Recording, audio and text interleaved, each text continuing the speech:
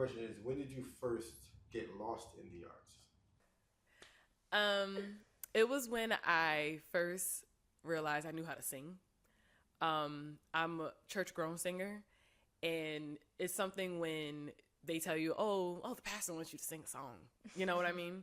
It's something. It's different from being asked from it and then taking a step back and really perfecting your gift and seeing where you can go with it. Fun fact: when I was in grammar school, I had a cute little black book and I used to write songs. Just I had a song called "Riding in My Black Car," and I still remember the anthem. I still remember the rhythm. I said, "Oh, she got it." And it wasn't just specifically just singing. I used to dance battle in my lunchroom, Okay. like doing the Wu Tang. And I'm like, yo, where can I'm like, yo, where can this go? And I've never been somebody that just stayed in one place. I will always experience like, hey, let me try drawing, let me try writing, let me try poetry, and I just took that and ran with it. And yeah, from then on, it's just been amazing. And I don't look back. When I first got lost in the art, similar to Raven, minus the church, I grew up in a very like music loving household. Like my mom, she couldn't sing. Don't tell her I said that. She won't watch me say that, but she couldn't sing. But she was a real like music lover. So always like neo soul, like oldies, just like really good music in my house always.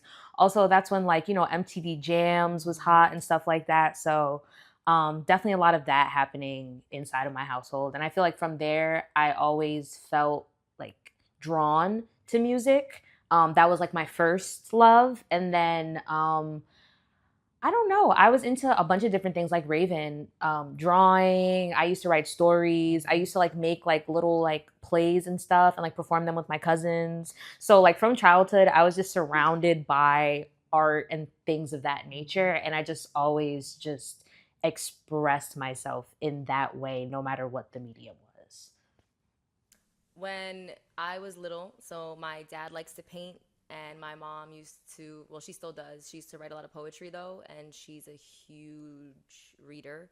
So she always had me reading books as well, and that's where kind of like my imagination grew. And one day was just home. I was in third grade.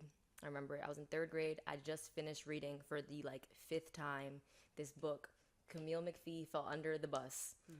I bought the book recently because I need to see why I was so obsessed with it. But after I read it, I wrote an entire screenplay based on that book. Wanted to make a movie on that book. And from there, I was like, I want to make movies. I want to write a book. I want to do this. And that's just, yeah, I'm passionate, like third grader.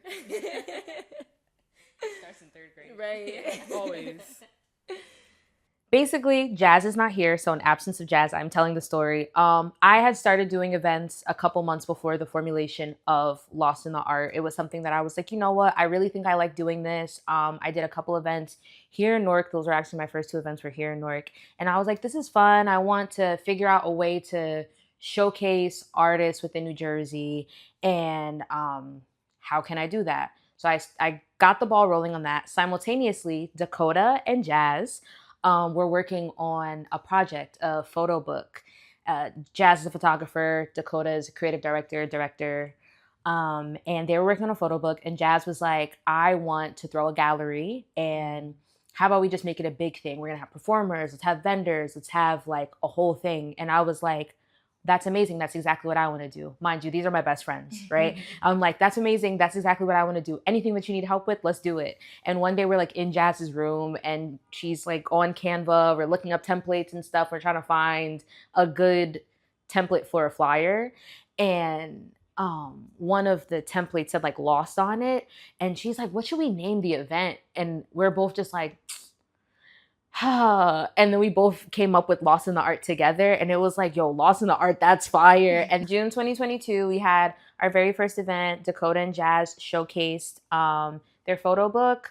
And I performed that night. And then the rest was history. We were like, yeah, let's do another one. And we sold out that first event. So capacity was like maybe like 175 in the space. And for our first event, we were like, oh, wow, we were literally not expecting 30 people to come. So yeah, that was the birth of our baby. When did I first get lost in the art was when, so a cute little story. I tell a story all the time and I don't even care because I just love how alignment happens. So I met these girls like through an event that they asked me to help coordinate with them. And I had no problem because I'm like, this is an all-woman group. They're amazing. They're young. We're all young. We're feisty. We're beautiful, creative. And I'm like, we have so much fire. And I felt like from our first meeting, it was love at first sight. And we were ha-ha kikiing. I love you. Mind you, I just met these girls. And it was amazing. And then we had our first event that I ever did with them. And it was over 150 people that attended. And from then on, we developed a relationship. I would attend their events and I will always support until one day, Miss Jhette, she messaged me and said, hey, we would love to have you on the team. I said, obviously, I'm not going to say no. And the rest is unwritten. The audience was made up of a lot of our friends that support us and other creatives in the community that we've all networked with. So like Jhette said, when she was doing them in Newark prior to our first like Lost in the Art event, we had people show up that we didn't really even know, but kind of also saw in passing at other events, especially in like the Essex County area.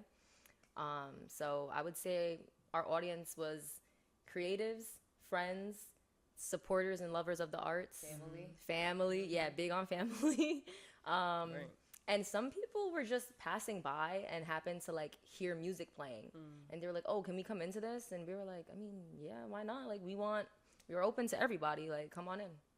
I think it's important for us to take up space. Like the main premise of Lost in the Art, outside of people from different artistic backgrounds coming together and loving art together in these joined spaces and shared spaces, was for us to take up space and to show talent and showcase talent in New Jersey from New Jersey, because we're always in Brooklyn. We always got to go to Brooklyn for something. You know, we always got to go to Manhattan for something. Or when people from New Jersey, you know, get poppin' or get popular, they go to LA or they go to New York or they go to Atlanta. You know what I mean? And it's like, we already have a cultural hub that's here, that's always expanding, always growing. And it's like, no, we have to be in certain spaces, or we have to like show ourselves like in these spaces that we can actually commune like 200, 300, you know, more people. Cause it's like, no, Jersey's loud. We're prideful here and we have dope stuff. Y'all in New York, y'all in Brooklyn can come here. Y'all in Philly can come here.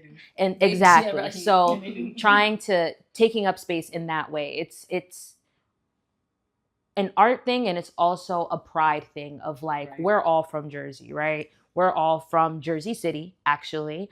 But Raven lives in Roselle now. I grew up between Jersey City and then we moved to West Orange, you know? So it's like also Essex County is another place that's like important to me. You know what I mean? So coming to different places and also trying to merge these worlds that don't necessarily always come together, because we're also like very antiquated in our own little bubbles. Second annual Spring Gala. And we call it our second annual Spring Gala because one, obviously it's the second. And two, a Spring Gala, that's our new year. So January is technically the new year, but the astrological new year is in March. And astrological girlies, you know, that's why we chose to do it then, because we wanted to do it originally in January, but like Jhette was talking about with intention, it just wasn't going to work in January. And then we were like, we need more time. We want to perfect this. We want this to be something good and something that is centered around the arts. And then boom, March, because new year. It's going to be at Romana in Newark from 7 to 11 p.m. March 29th. Yes, that date. That's a Saturday. Why? Why? Because we need to give people a reason to come out and get dressed, number one. Everybody has the winter jitters. They want to get out. Like the first 60-degree day, I saw somebody in shorts. I said, all right, okay.